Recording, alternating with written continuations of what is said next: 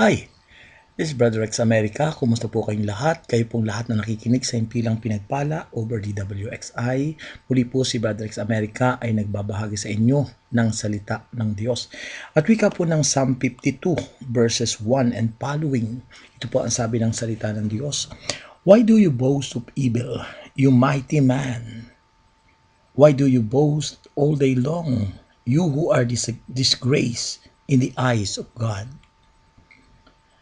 Your tongue plots destruction. It is like a sharpened razor.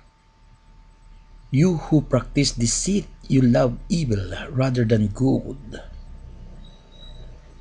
Falsehood rather than speaking the truth. You love every harmful word. You love every harmful word, o you deceit tongues.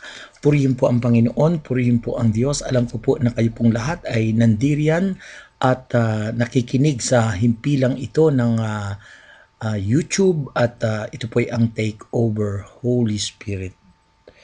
At nagtitiwala po tayo na ang Diyos po ay nagpapala sa atin sapagkat alam ko po na ang Diyos na ito ay buhay, makapangyarihan at di po nagbabago. Kaya naman po tayo po ay nagkakaisa ngayon sa pagninilay ng salita ng Diyos kung saan po ang salita ng Diyos ay buhay at mabisa. Pagpalain po kayo ng Panginoon.